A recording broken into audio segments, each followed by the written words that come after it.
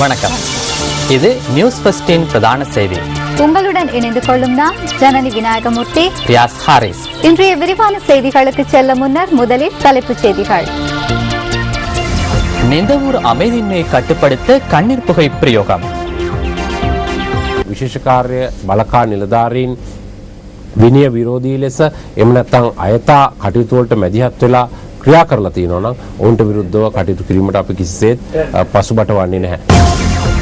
கொழும்பு 7 பகுதியின் சூதாட்ட நிலையம் மீண்டும் சுற்றுவளைப்பு. தேசிய ஒலிம்பிக் குழுவின் செயற்பாடுகளுக்கு விளையாட்டுத்துறை அமைச்சு எதிர்ப்பு. தொடர்வது விரிவான செய்திகள். கல்முனை அக்கரைப்பற்று வீதியை மறித்து ஆர்ப்பாட்டத்தில் ஈடுபட்ட 21 பேர் கைது செய்யப்பட்டுள்ளனர். ஆர்ப்பாட்டத்தில் ஈடுபட்டவர்களை கலைப்பதற்கு கண்ணீர் புகை பிரயோகம் நடத்தியதாக போலீஸ் ஊடக பேச்சாளரும் சிரேஷ்ட போலீஸ் அத்தியட்சகருமான அஜித் ரோகன தெரிவித்தார்.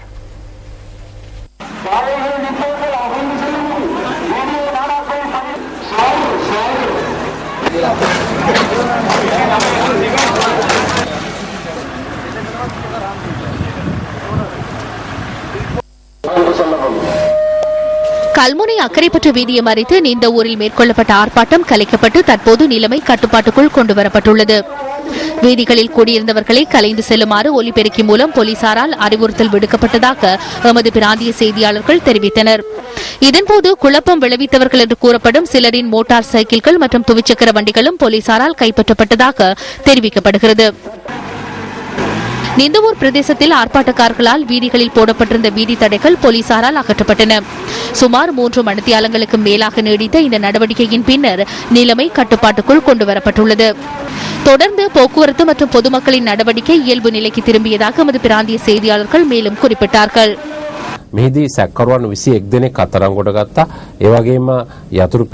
சந்தேக நபர்களை கைது செய்துள்ளோம். அதேபோன்று 6 மோட்டார் சைக்கிள்களையும் 21 சைக்கிள்களையும் போலீசார் கைப்பற்றியுள்ளனர். டயர்களை எரித்து பிரதான வீதியை சேதப்படுத்தியுள்ளனர். பொது உடைமை சட்டத்தின்படி அது தவறாகும். අනර්ථයක් සිදු කර තිබෙනවා. මේ පොදු දේපොළ විශේෂලා කරනු ලබන වැරදි පිළිබඳ පනත යටතේ වරදක් වෙනවා.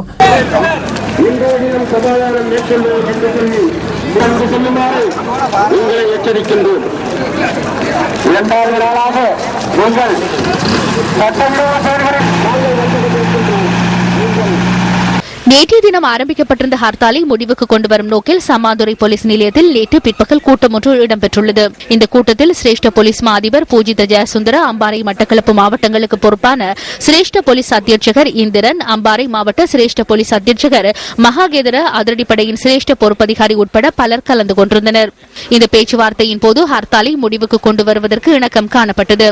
எனினும் 2வது நாளாகவும் இன்று காலை வரை ஹர்த்தால் அனுஷ்டிக்கப்பட்டது. அதன் பின்னரே நிலைமையை கட்டுப்பாட்டுக்குள் கொண்டு வரும் நடவடிக்கைகளில் போலீசார் ஈடுபட்டுள்ளதாக தெரிவிக்கப்படுகிறது.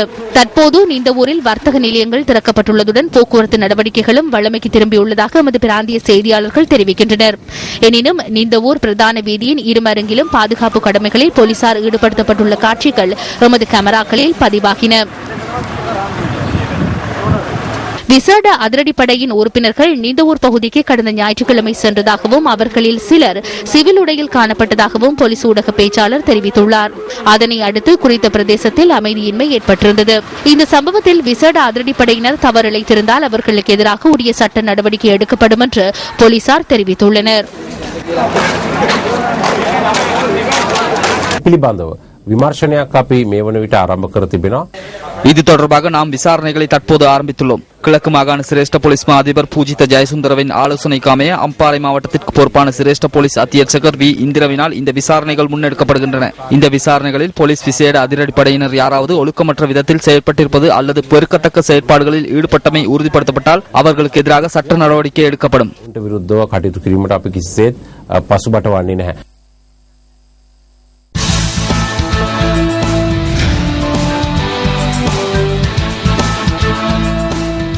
இலங்கை தொடர்பில் பிரித்தானிய பாராளுமன்றத்தின் எதிர்க்கட்சி தலைவர் எட் மிலிபர்ன் கேள்வி எழுப்பியுள்ளார். அதற்கு அந்நாட்டு பிரதமர் டேவிட் கேமரன் பதிலளித்துள்ளார். பிரித்தானிய பாராளுமன்றத்தின் நேற்றைய அமர்வின் போதே அவ்வாறு கேள்வி எழுப்பப்பட்டது. Mr. Speaker, the last government agreed late in 2009 to hold 2013 ஆண்டுக்கான பொதுநலவாய மாநாடு இலங்கையில் நடாத்தப்படும் என 2009 ஆண்டு இணக்கம் தெரிவிக்கப்பட்டது. அது எனது தீர்மானம் அல்ல. இன்னும் அந்த மாநாட்டில் நான் கலந்து கொள்ள வேண்டும் என கூறினேன். எனது பங்கேற்பின் மூலம் இலங்கையின் நிலைமை தொடர்பில் சர்வதேசத்தின் கவனத்தை திருப்ப முடியும் என்று நினைத்தேன். உண்மையில் அதனையே செய்தேன். 1948 ஆண்டு இலங்கை சுதந்திரம் அடைந்த பின்னர் இலங்கையின் வடபகுதி சென்ற முதலாவது வெளிநாட்டு தலைவராக நான் கருதப்படுகின்றேன். நான் ஊடகங்களையும் அழைத்துக் கொண்டே சென்றேன். சர்வதேச சமூகத்துக்கு செவிமடுக்கும் வாய்ப்பை நான் அப்பகுதி மக்களுக்கு வழங்கினேன். சபாநாயகரே, புலிகளின் யுகத்துக்கு மீண்டும் செல்ல வேண்டும் என்ற தேவை யாருக்கும் இல்லை. அதே போன்று அவர்கள் செய்த மிலேச்சத்தனமான செயற்பாடுகள் மீண்டும் அவசியமில்லை. நாம் இலங்கைக்கு மதிப்பளிக்க வேண்டும். இலங்கையில் கடந்த 3 தசாப்த காலமாக இரத்தம் சிந்திய யுகம் காணப்பட்டது. அதே போன்று நல்லிணக்கத்துக்கும் காலம் தேவைப்படுகின்றது. எனது விஜயத்தின் போது ஜனாதிபதி மஹிந்த ராஜபக்சவுக்கு தெளிவாக சில விடயங்களை கூறியுள்ளேன். தியாகங்களை செய்து புனரமைப்பு நடவடிக்கைகளை மேற்கொள்வதற்கு சந்தர்ப்பம் ஏற்பட்டுள்ளது. அதனூடாக வெற்றிகரமான எதிர்கால சமூகம் ஒன்றை உருவாக்க முடியும். வடமாகாணத்துக்காக புதிதாக நியமிக்கப்பட்டுள்ள முதலமைச்சருடன் ஒத்துழைப்புடன் செயற்படுமாறு நான் கேட்டுக்கொண்டேன். அது அழகான நாடு. எனவே அனைத்து துறைகளிலும் ஏற்படும் நல்லிணக்கத்தின் ஊடாகவே இலக்குகளை எட்ட முடியும். நியாயத்தையும் நீதியையும் வழங்குவதன் மூலம் சிறந்த நிலைமையை அடைந்து கொள்வதற்கு சந்தர்ப்பம் கிடைத்துள்ளது. அந்த சந்தர்ப்பத்தை பயன்படுத்திக் கொண்டால் எதிர்காலம் வளம் பெறும். சபாநாயகரே, பொதுநலவாய மாநாட்டின் போது எனக்கு சில தெரிவுகள் இருந்தன.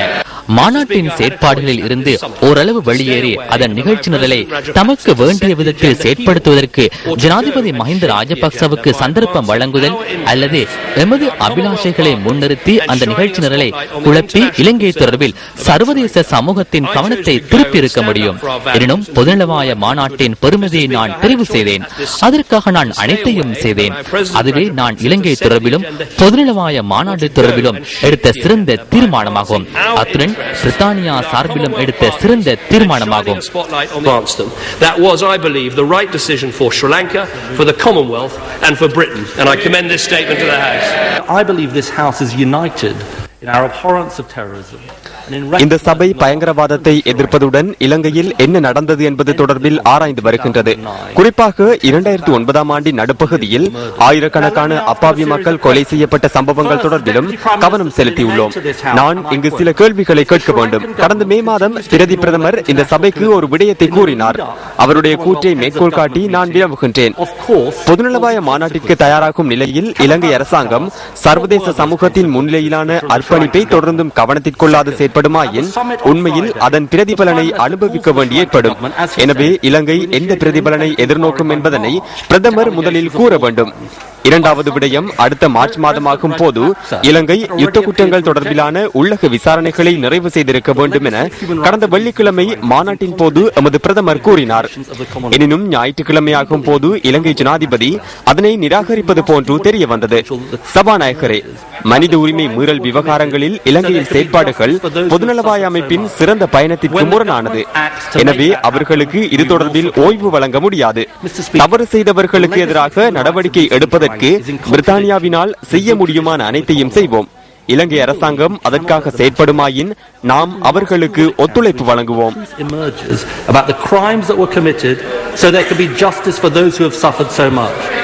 When the government acts to make that happen, we will support them. He asked specifically on Sri Lanka whether we pressed இலங்கை தொடர்பிலான எமது நிகழ்ச்சி நிரல் குறித்து அழுத்தம் கொடுத்தீர்களா என்று கேட்கின்றீர்கள். நாம் நேரடியாக சில விடயங்கள் தொடர்பில் பேசினோம். காணி மறுசீரமைப்பு தொடர்பில் பேசினோம்.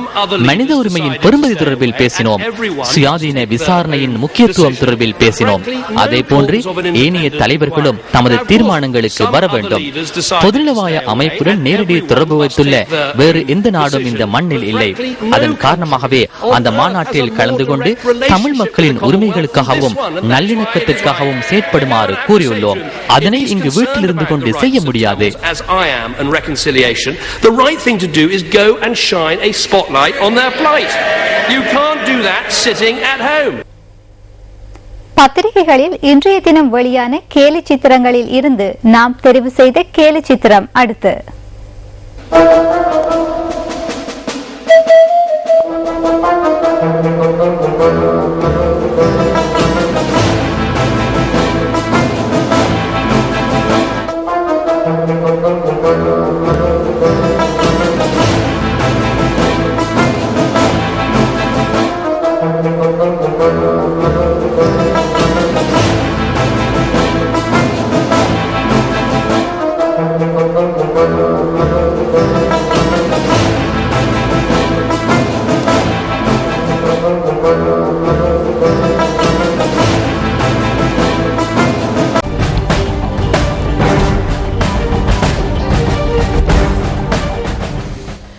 ஜனாதிபதி மஹிந்த ராஜபக்சவின் பிறந்த தினத்தை முன்னிட்டு பல விகாரைகளில் நேற்றைய தினம் மத அனுஷ்டானங்கள் இடம்பெற்றன.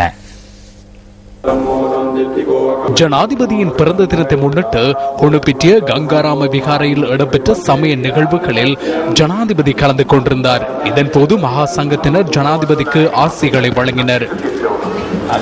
பெல்லன்வில ரஜமஹா விகாரையில் இடம்பெற்ற போதி பூஜையிலும் ஜனாதிபதி பங்கேற்றிருந்தார். விகாரையின் விகாராதிபதி பேராசிரியர் பெல்லன்வில விமலரத்ன தேரர் தலைமையில் இடம்பெற்ற சமய நிகழ்வுகளின் பின்னர் ஜனாதிபதிக்கு ஆசீர்வாதம் வழங்கப்பட்டது.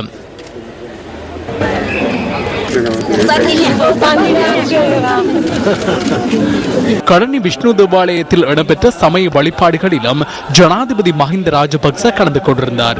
இதன்போது அங்கு கூடியிருந்த மக்கள் ஜனாதிபதிக்கு வாழ்த்துக்களை தெரிவித்தனர். மூதூர் சம்பூர் பகுதியில் மீள்குடியேறிய மக்களுக்கான தற்காலிக கூடாரங்கள் உள்ளிட்ட உதவிப் பொருட்கள் இன்று வழங்கப்பட்டன. மூதூர் பிரதேச செயலாளர் தலைமையில் இந்த நிகழ்வு நடைபெற்றுள்ளது.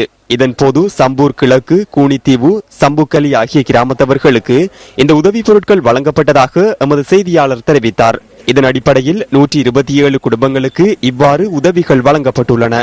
இந்த நிகழ்வில் மீள்குடியேற்ற பிரதி அமைச்சர் விநாயகமூர்த்தி முரளிதரன் கலந்து கொண்டு பொருட்களை வழங்கி வைத்தார்.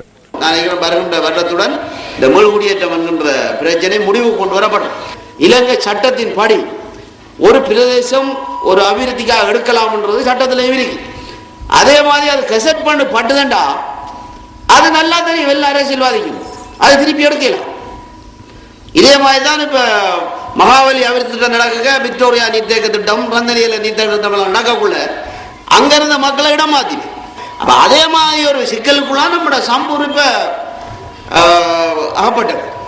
அப்போ ஒரு கெசட் பண்ணப்பட்ட விடயத்தை தவறாக உங்களை வழி நடத்துறது அது உண்மையிலே ஒரு முட்டாள்தனமான விடயம். அதெல்லாம் நான் உங்களுக்கு வெளிப்படையாக சொல்றேன். அந்த இடம் கெசட் பண்ணப்பட்டது, அது சட்டத்தில் இருக்கு.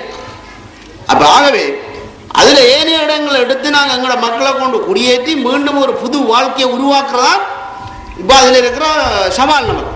இதேவேளை பிரதி அமைச்சர் விநாயகமூர்த்தி முரளிதரன் தெரிவித்த இந்த கருத்துக்கு தமிழ் தேசிய கூட்டமைப்பின் பாராளுமன்ற உறுப்பினர் சுரேஷ் பிரேமச்சந்திரன் இவ்வாறு பதிலளித்தார். கருணா என்று சொல்லப்படக்கூடிய பிரதி அமைச்சர் முரளிதரன் கூறுவது போல இது கெசட் நோட்டிபிகேஷனுக்கு உட்படுத்தப்பட்டிருந்த காரணத்துக்காக இதனை மீள கொடுக்க முடியாது என்பதல்ல. ஏற்கனவே காணிகளை அரசாங்கம் கைப்பற்றி இருக்கின்றது அல்லது எடுத்திருக்கின்றது. அதே போல இன்னொரு கெசட் நோட்டிபிகேஷன் ஊடாக அதனை இல்லாமல் செய்து மக்களுக்கு அந்த காணிகளை மீள கொடுக்க முடியும்.